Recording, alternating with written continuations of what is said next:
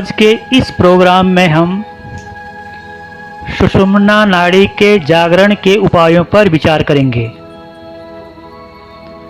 दरअसल सुषुम्ना नाड़ी के एक्टिव होने से हम मानसिक और शारीरिक रूप से संतुलन की अवस्था में रहते हैं, जिससे हमें आनंद की अनुभूति होती है। इसलिए हर कोई यही चाहेगा कि संतुलन की यह स्थिति हमेशा बनी रहे। और सांसारिक जीवन में यह संभव तो नहीं है, मगर कुछ ऐसे उपाय हैं जिनसे हम जब चाहें तब अपने सुषुम्ना नाड़ी को एक्टिव कर सकते हैं। ये उपाय इस प्रकार हैं। सुषुम्ना नाड़ी को जागृत करने का नंबर 1 उपाय है कि अगर हम ध्यान में बैठते हैं तो ध्यान के समय हमारी कमर सीधी होनी चाहिए। यदि जाने अनजाने में आपके शरीर का झुकाव दाएं ओर अधिक हो गया तो दाएं ओर पिंगला नाड़ी एक्टिव होने लगती है और आपका शरीर चंचल होने लगता है। या ध्यान के समय आपका झुकाव बाएं ओर अधिक है तो बाएं ओर की इड़ा नाड़ी एक्टिव होने से आपका मन अस्थिर या चंचल होने लगता है।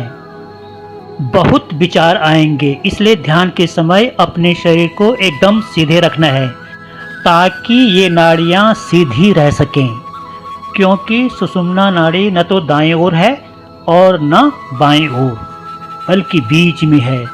इस दशा में जब सुषुम्ना नाड़ी जागृत होती है तो शरीर और मन दोनों शांत हो जाएंगे। नंबर 2 उपाय है कि ध्यान के समय अगर आपके नाक का एक छिद्र बंद है तो उस पर पूरी एनर्जी से ध्यान लगाते हैं। कल्पना करते हैं कि उस नाक से हम सांस ले रहे हैं और छोड़ रहे हैं। पूरी एनर्जी के साथ हम लगातार यह अनुभव करते हैं तो धीरे धीरे वह नाक खुलना शुरू हो जाएगा और सुषुम्ना नाड़ी खुल जाएगी। सुषुम्ना नाड़ी के जागरण का तीसरा उपाय यह है कि जब भी हम शांत चित्त में रहते हैं या शून्य चित्त में रहते हैं, और इसके लिए हम प्रयास भी कर सकते हैं कि हमारा मन किसी न किसी तरह शांत हो जाए। तो जब हमारा मन शांत हो जाता है तो फिर हमारी सुषुम्ना नाड़ी स्वतः खुल जाएगी। सुषुम्ना नाड़ी के जागरण का चौथा उपाय यह है कि प्राणायाम के द्वारा, अर्थात प्राणायाम के द्वारा हम अपने इड़ा और पिंगला नाड़ियों को संतुलित रख सकते हैं।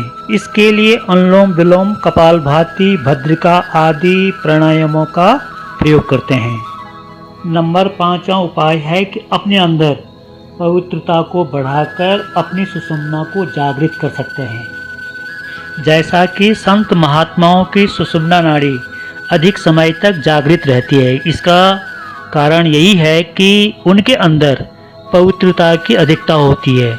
इसलिए अपने अंदर पवित्रता को बढ़ाकर हम अपने इड़ा और पिंगला नाड़ियों के संतुलन से सुषुम्ना को एक्टिव कर सकते हैं।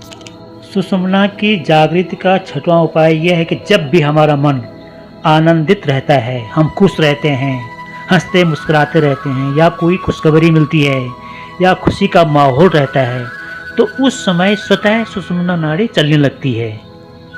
तो हम हर समय एक खुशनुमा माहौल बनाकर रह सकते हैं ताकि हमारी सुषुम्ना नाड़ी एक्टिव होती रहे।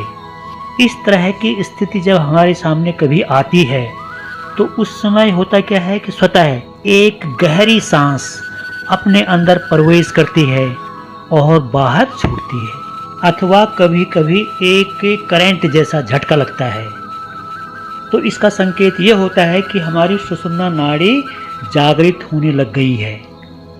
सुषुम्ना जागरण का 7वां उपाय है कि विभिन्न प्रकार के योगों के अभ्यास, जैसे सूर्य नमस्कार है, जल क्रिया है, या विभिन्न प्रकार के आसन हैं आदि के द्वारा हमारी नाड़ियाँ एक्टिव होती हैं। तो इनका अभ्यास करते रहना चाहिए ताकि हमारी सुषुम्ना नाड़ी एक्टिव हो जाए। 8वां उपाय है कि हर समय उठते बैठते चलते फिरते रहना चाहिए गहरी सांस लेने का अभ्यास करते रहना चाहिए। अगर पेट से सांस लेते हैं तो पेट में कार्बन की मात्रा कम हो जाती है और ऑक्सीजन की मात्रा बढ़ जाती है। यह सुषुम्ना नाड़ी के जागरण की उपयुक्त स्थिति मानी जाती है।